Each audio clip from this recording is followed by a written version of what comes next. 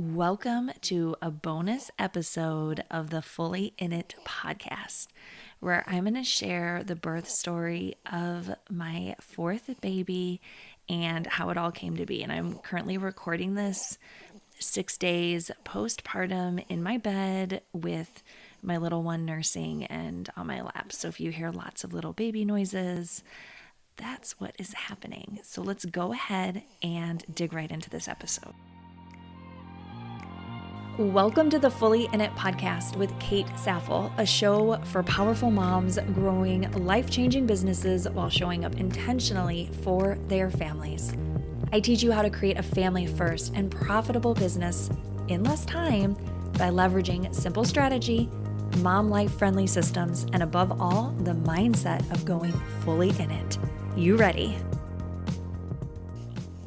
Okay, so the first thing I wanted to really hit on at the beginning of this episode, and I'm afraid this might end up being a long one. I spent some time jotting down notes in my phone because I didn't want to forget all the details. And, like I said, I'm about 6 days postpartum. So some of the rough edges of the birth have kind of faded a little bit, but all the details are still there. And I just wanted to really, first and foremost, record this for myself because I didn't have this with my other kiddos. And, the memory starts to fade after a while. And I wanted to really remember how it felt to have this little one, what my experience was like, but then also share it with you because if you were in a season of birthing and having babies, the online birth world has a lot to say about birthing and about just the overall experience of pregnancy, labor, and then postpartum. And what I found for me, and this is what really is, inspired me to share all of this, is that listening to and consuming a lot of that content really began getting in my head throughout my pregnancy, and it had an impact on the story I'm going to tell you. And so the way I wanted to really present this birth story is not to make it like inspirational or idealistic or even paint over any of the hard parts, because I feel like that would do you a disservice. And really, like, this is the kind of story I know I was looking for. I am never going to be the person who tells you that this is the one way that you should give birth or that there even is a right way to give birth. I truly believe that everyone's birth experience is unique to them, and that, maybe if we took more pride in the way our babies come into the world, whatever that looks like, that would just create more peace for everyone and maybe less pressure. But instead, I know for me, especially toward the end of my pregnancy, like a little bit at the beginning, but then toward the end, I would see, content on social media around these perfect births and like, the baby just came so easily and naturally and I hardly even noticed and I birthed at home and I didn't have any support and all these kind of narratives. And there was a part of me that was like, is there something wrong with me if mine doesn't look like this? I was texting with a friend and former client a couple days postpartum, and she asked me, how did your mindset help you get through this labor, Kate, with all the mindset work you've done? And if you've listened to this podcast for any length of time, you know that mindset work, like really shifting the thoughts in my mind and the narrative that I'm telling myself, has been a powerful catalyst for changing my life. There is a lot of elasticity in the brain to shift the way that we communicate to ourselves, both about ourselves, about the external world, about what's possible. And so I'm always going to be a huge proponent of that. But as I'm going to get to in this story, the mindset part was actually the trickiest for me. And I found that I had to lean on something entirely different that I never had with any of my other births. And I'll explain more here shortly. But the last few, like the week before I gave birth, I was dealing with a lot of doubt, a lot of fear. I was crying every day, wondering when she was going to come. At the time, didn't know if I was having a boy or girl, but was wondering, when is the baby going to come? What is it going to look like? And I had had several nights where I would have contractions get a little bit more intense in the middle of the night, and I would think, is this it? Is the baby coming? And then it would, stop, and I would feel very disappointed and kind of like, okay, when is it going to happen? And then I hit about 41 weeks and began talking to my midwife about next steps and just kind of like what our game plan was. And ultimately, we decided as a team that I was going to get induced, and I made her promise no Pitocin, because I had had Pitocin with my first two kiddos. My first two were hospital births that, minus the Pitocin, I did unmedicated. I didn't have like an epidural or anything. And then my third was in a birth center with nothing. And so for this one, I was just like, please, I don't want the Pitocin again. I don't want to have to go through Pitocin contractions. The other thing was that with all of my other kids, I always did my entire labor was back labor, which, if you've never experienced this, it is a whole other beast of contractions. You can get through it, as I have 3 kids, I've always made it through to the other side with back contractions, but it just means you feel the contraction in your lower back instead of in your belly. And, I thought, like, I don't know if this is a silly request, but I'm going to pray for this anyway. And I asked God my whole pregnancy. I said, hey, if it's your will, I would really love to have front contractions with this labor. I'd really love to just see what it feels like, because I had talked to another mom at our church who, her third and fourth kids were twins. And she was like, I didn't even realize I was in labor, because she's like, I always had back labor, and then these were in the front. And she was like, I didn't even hardly notice. And I was like, oh my gosh, that sounds amazing. I was like, did you do anything to make that happen? She goes, yeah, you could have twins. I was like, well, it's a little late for that. But yeah, all joking aside, that was my prayer. And then the kids picked up on it, and they began praying as well, which is like the sweetest thing, right? And they would be like, Mom, what's a front contraction? I'm like trying to explain to them what it meant. But they began implementing that into their daily prayers, like, please God, let Mama have front contractions. And I had made peace with it. I was like, I've done the back labor before, so if it's back labor again, I will just get through it one way or another. But that was my prayer. So the day before I was going to be induced, I decided to stay home from church. I was just feeling overwhelmed. And my parents were here, and then the kids and Kirk and everybody. It just was a lot going on, and I'm very introverted.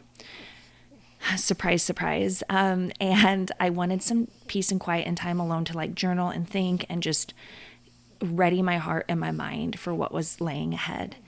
And this helped tremendously. I was able to really shift my mindset, and I spent some time journaling on how I wanted the birth to look from beginning to end. And I typed it up, and then I sent it to Kirk. And he said, wow, this is the most beautiful thing I've ever read. And he was like, okay, that's going to be like our anchor. And so we spent the rest of the day. We went to the pool, and I got some sunshine, and we packed, and we went through our bag again and made sure we had everything we needed. And then we went to bed and got up at the next day at 3:45 a.m. I took a bath by candlelight. I was like, well, if I'm going to go do this, I might as well start my day in the way I want to. And my oldest, who's almost 14, had decided she wanted to be at the birth. And we talked long and hard about this. And I was like, oh, is this the right decision? I don't know. And Kirk reminded me, he was like, you are a leader for women, and you are a leader for our daughters. They need to see how you navigate birth, and I agreed in the sense that in our culture, you don't typically see other people giving birth ever until it's your own birth. And I know for me personally, I felt a bit blindsided by the birth process, even though Kirk and I took a childbirth class and right, like I read the books and I prepped. I was ready theoretically, but I hadn't physically experienced or witnessed the act of someone birthing. And I thought, okay, this is an opportunity for my oldest. And knowing her, she's very mature. She's not squeamish about, blood or things like that. So I had a feeling she could handle it. My middle daughter, who's 11, decided she wanted to stay home, and I thought that was a good choice for her. So I woke up my oldest and Kirk, and we all got ready and we left the house by 4:40 a.m. and we got to the hospital around 5. And I was very nervous. I still had that voice in the back of my head, like, am I making the wrong choice? The midwife came in and I told her, I just feel disappointed. I wanted to go into labor naturally. And she was like, hey, I totally understand. She was like, you're going to have a baby by lunchtime. Like, it's all good. And I was like, well, what if this doesn't work? And she's like, it's never not worked. So my midwife has this induction method. I'm not going to explain it, but it doesn't involve Pitocin, and I found it to be a very gentle way to be induced. And I'm honestly shocked at how well it worked. And I had talked to another midwife on her team who came to see me in the hospital after the birth, and she was like, oh my gosh, she's like, yeah, there's a study on this method that this is the best way to induce labor without using Pitocin, and it's even more effective than Pitocin, but people are just not, midwives and OBs and stuff, they just aren't on board to learn it, or they just don't want to do this. But as a practice, all the midwives on the team used this method. And so we started induction around 6, and my midwife said it would take about 4 hours. And I knew that for it to work and for me to have the best experience, I needed to relax. So I made that kind of like my first order of business. I had brought a favorite blanket from home, and I got snugly in the bed, and I put in earphones, and I alternated between doing, do you know who Andrew Huberman is? He has a podcast. I personally don't listen to it, but my husband loves it. I know people are a big fan, but it had somehow come across my awareness about a thing called, I think, deep rest protocol. It's kind of like a meditation. It helps you get into a deeply relaxed state without sleep. And so I would listen to that one. It was 20 minutes long. And then I would switch into a birth one that was like an overcoming birth fear one. And that one was about 10 minutes. And so I just alternated back and forth between the two for about 90 minutes to maybe 2 hours. And I got so insanely relaxed. Like, I felt amazing. And everything was moving along as it was supposed to. My midwife was like, you have to get up though and start moving around to help, with the contractions and get baby descending and all of that. And I was already having pretty consistent contractions at that point through the meditations. About maybe every 5 to 10 minutes or so I was having contractions, and they felt so super easy because, believe it or not, they were in the front. They were not in my back. They weren't even touching my back. And it was amazing. And as weird as it sounds, I felt so thankful for those contractions. I felt very thankful to God that, like, it's such a minor thing to ask for, right? Like, we sometimes wonder, are these silly things to pray and ask for, right? Like, there's such more serious things happening in the world. Like, who cares if I have front or back contractions?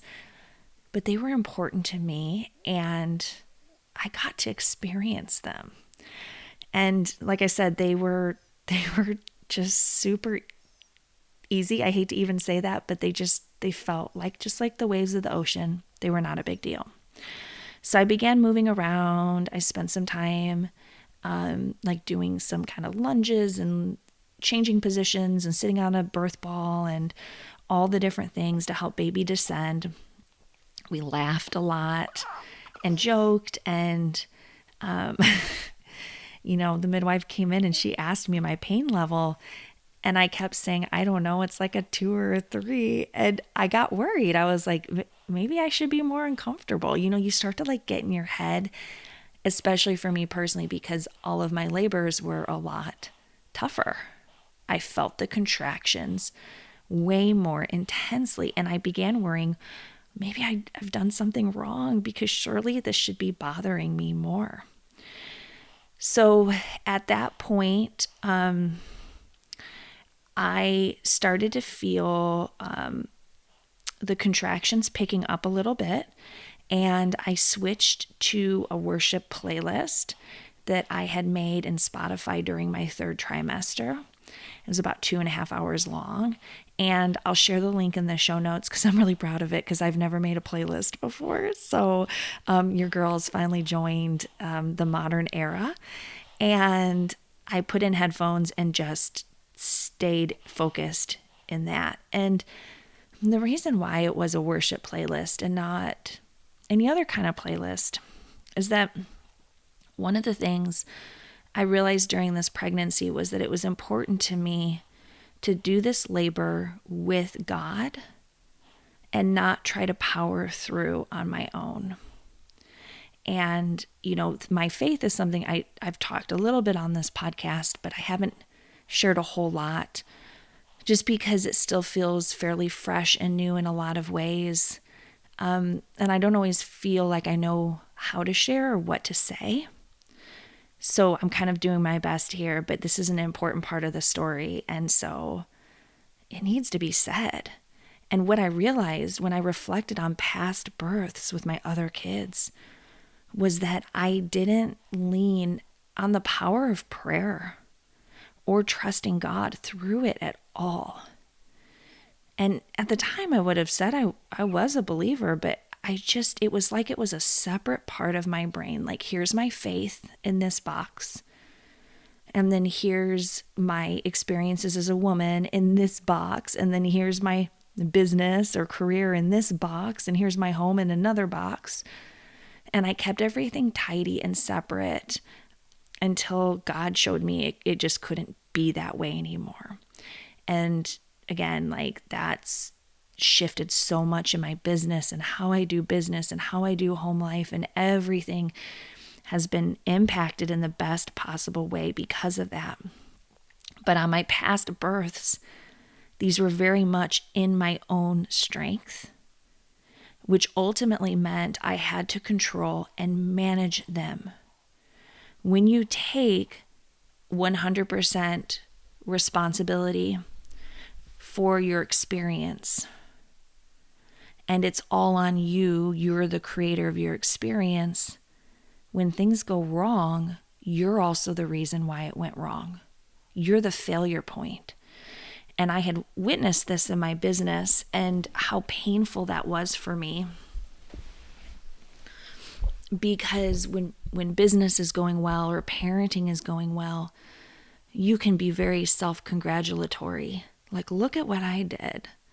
Like, look how awesome I am. And that was very much my MO for quite a long time. But when things do go wrong, when you have a couple bad months in a row in your business and the things that have worked in the past aren't working, you only have yourself to turn on, and you have no one else to lean on because the person you were leaning on is also the one that failed you. Does that make sense? And this is just became for me such a broken way of doing it.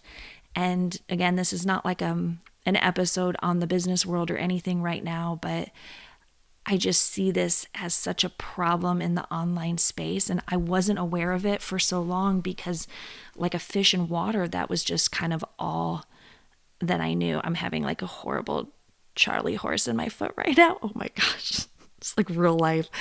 Ooh, I think I need to take some magnesium. But yeah, I couldn't see it because I just was so inundated in the business world. And then in probably about 2023, I just completely had to put the blinders on, tune out, and find a different way to do home, business, and family that was faith-oriented first. And it has been the most healing and life-changing thing I've ever experienced, truly. So I knew that as my faith has deepened over these last 2 years, and especially, at the beginning of that period, I just had a life-changing encounter with God. It left me no choice but to let my ego go and surrender to God's will for this birth and not mine, which again is easier said than done. It was something I had to keep practicing and coming back to. But this meant that I didn't read a ton of books or resources on birth, and I didn't over prepare.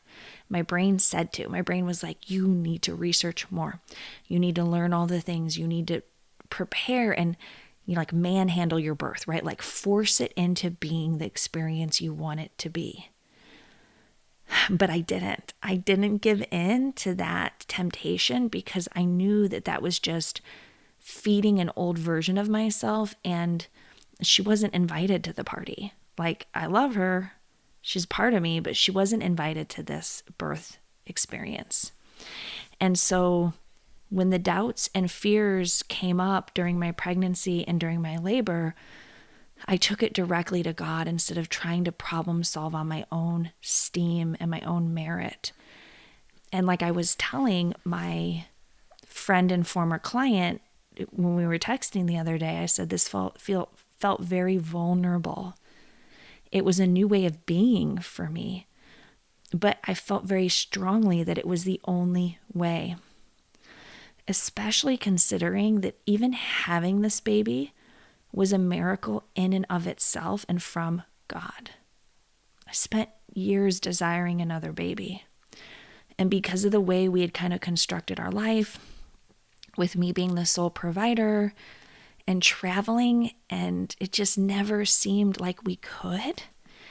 And it was something that I cried a lot about because I felt that pull, but I didn't know how. And even for us to get pregnant with this little one, I had to face a lot of my fears around being too old. What if something goes wrong?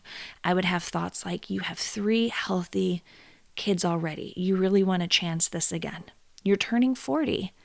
You know what they say about older pregnancies, and your youngest is 7. You think this is smart to add another baby at this point, right? So I had all of those kind of thoughts, but I had to trust that the calling to have another baby was from God. And so this baby definitely felt very miraculous to us as a family. And so in no way was I going to turn to the ultimate creator and say, hey, cool, thanks for this pregnancy. Great gift. I really appreciate it, but I've got it from here. It just doesn't work that way. Instead, it was recognizing that in most areas of my life, I honestly don't got it. Like, I make mistakes and I fail. But the more that I've leaned on God, the freer I feel because it takes that pressure off of me. And it has transformed my life. And I know it seems like it would be the opposite, but it isn't. There's so much freedom in this. So my contractions started to be about 2 to 3 minutes apart. And it was at that point I noticed, okay, I need to just breathe a little bit more through these. But they never felt painful. Which again, I was like, are we like, what's happening here? Like, a part of me was just like, okay, I'm just so grateful. And the other part of me was like, it's going to get worse, right? Like that almost like anticipatory, like, is the other shoe going to drop kind of thing. But what I kept saying to myself was this: thank you, God, for these powerful and productive surges. And I would say that every time. And I felt it and I meant it. And yes, they were still in the front.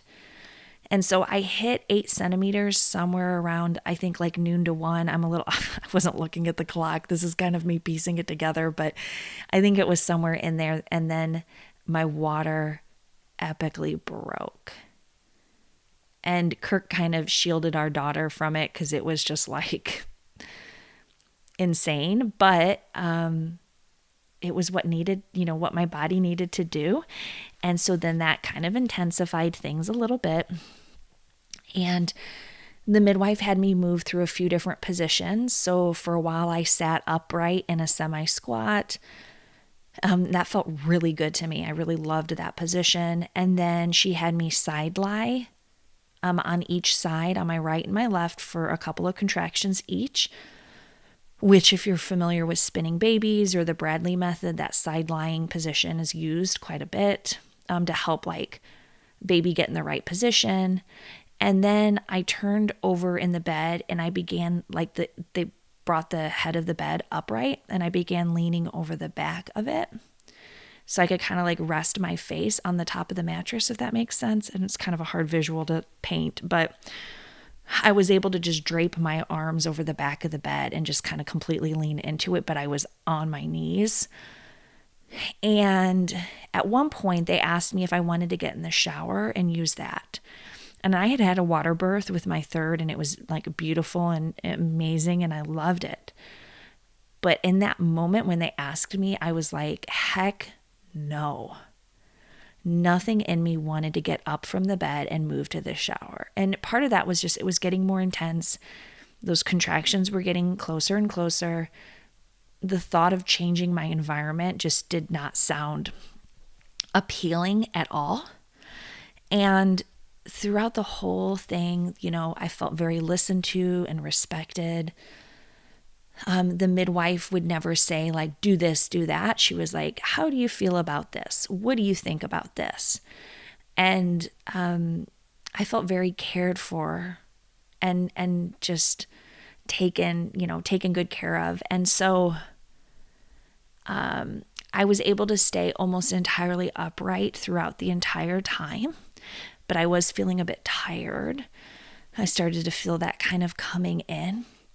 At the same time, this was kind of cool. So like I was in transition and I remember I was starting to feel the intensity of it and thinking about my own situation and feeling gratitude that like I was birthing in air conditioning.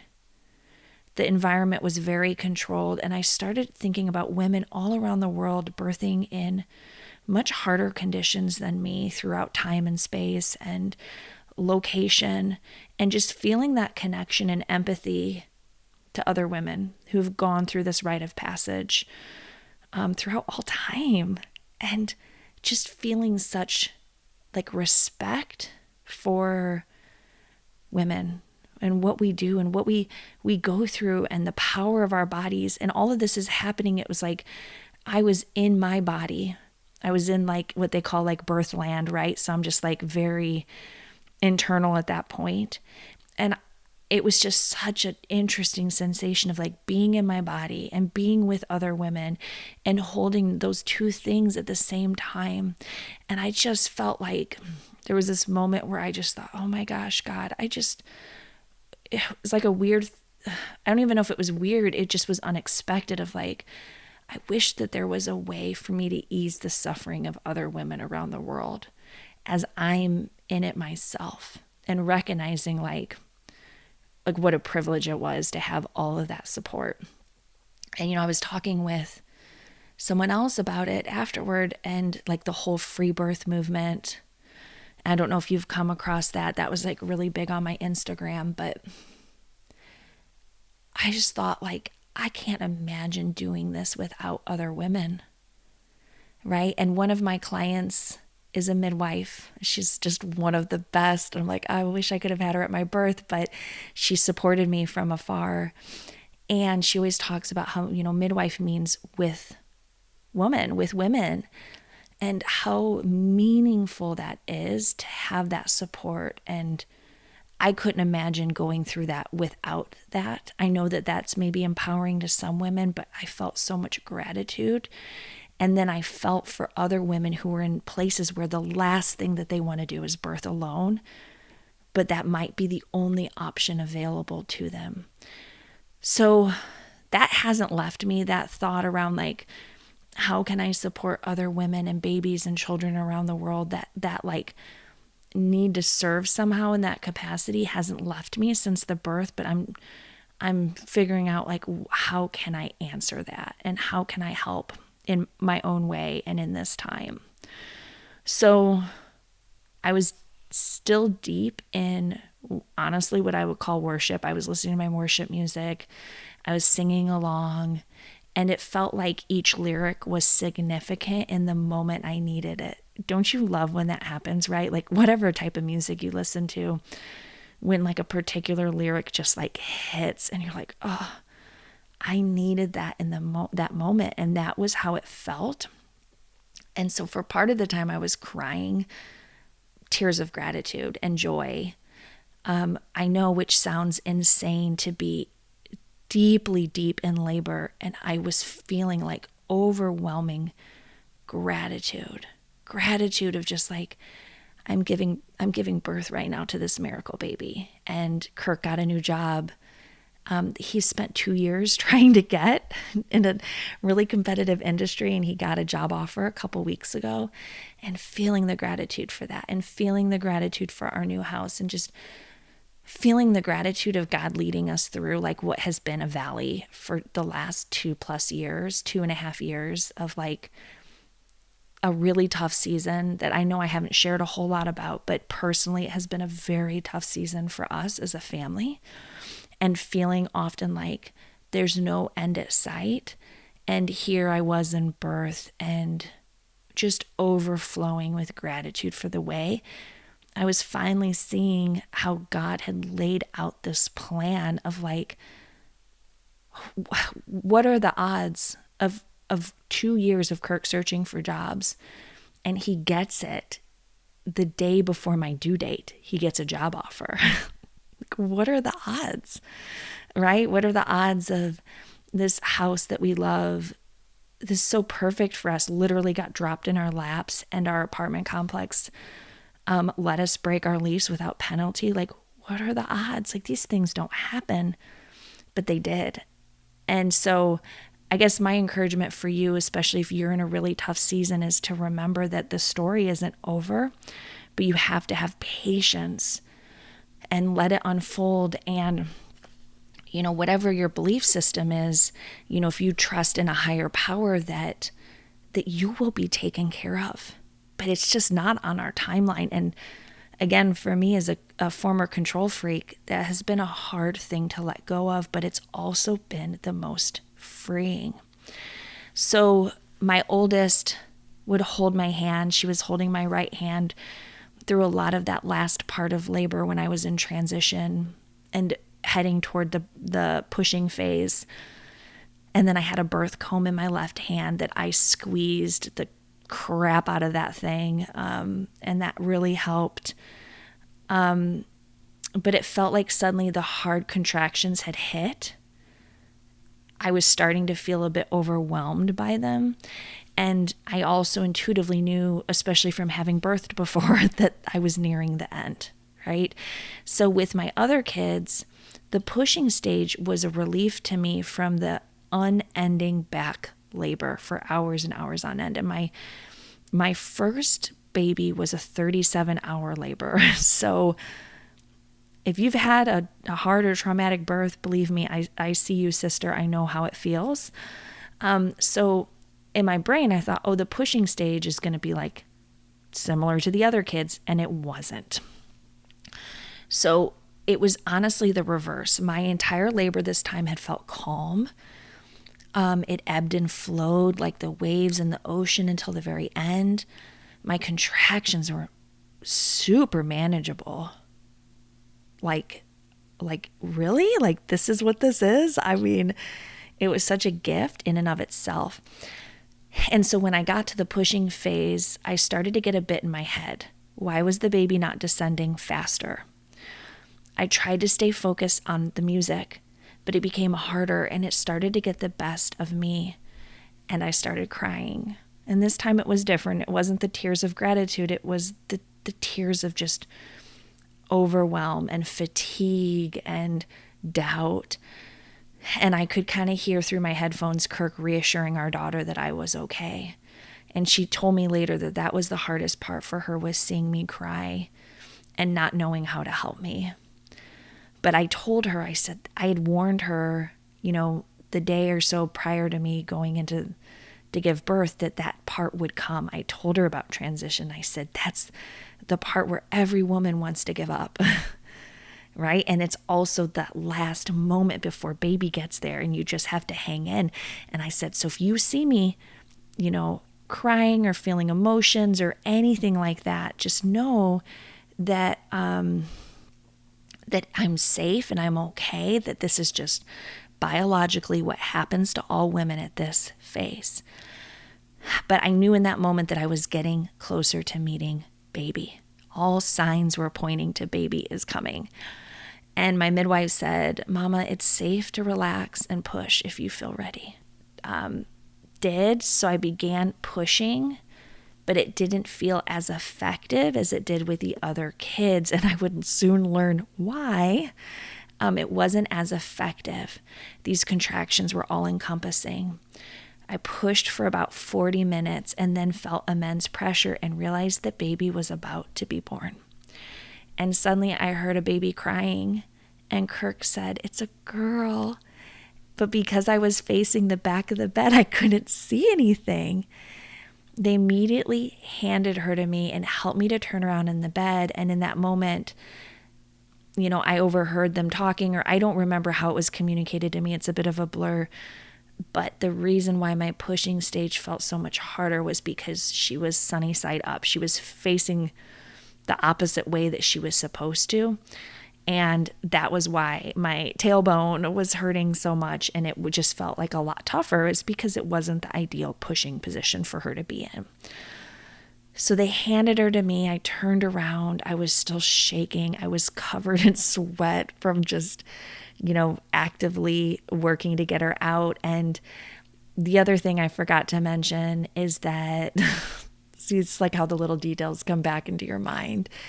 What helped me to push her out, and Kirk was like, I can't believe they let you do this, but I stood up on the hospital bed and I grabbed the back of the bed and was able to kind of like stand, squat, and that's how she came out, was with me standing on the bed, yelling a whole lot. I felt later, I was like, gosh, I probably disturbed everyone in their rooms. But for me, I'm very vocal in birth, and I don't have a problem being vocal because it helps. It helps me. So anyway, I was still just shaking, and my body was coming down from all of that effort. But words couldn't describe how I felt when I saw her, because when I was pregnant, everyone would ask me if I had a motherly instinct of if it would be a boy or a girl. We chose not to find out with this time and be surprised. In my heart, I had a feeling it was a girl, but everyone around me was convinced it was a boy. And it just, for me, it was like the way she moved in my belly, it reminded me of my second daughter. Just, they felt very similar. And I was like, gosh, I think this one just reminds me so much of, my second. And then in the last few weeks of my pregnancy, I had a vision of her being a dark-haired girl that looked like my second daughter. But, I always hate to be wrong, so I'll be like, well, I don't know. But when I held her in my arms, who stared back at me in that moment was a beautiful dark-haired little girl. And it just felt like my heart just swelled with so much love and gratitude and joy, that every moment of wanting another baby and grieving and thinking I'm not going to have another baby, and going through all the hardships in our personal life, and just leaning into my faith more and more, even when it felt hard, even when it felt like, does this matter? It all culminated in that moment of holding her. It felt like this kind of homecoming of just seeing all of our answered prayers in that moment. And so we named her, and I'm very private about these kind of things. I wish I could share her name because it's like a beautiful testament to this whole journey, but trust me, it's perfect and it's fitting and it's classic. And so we named her and just settled into becoming now a family of 6. And it truly felt like she is the missing puzzle piece from our family. All of her siblings are so over the moon for her. They're so in love. They're so helpful. And I just see again how everything led to us now being in this moment in time as a family.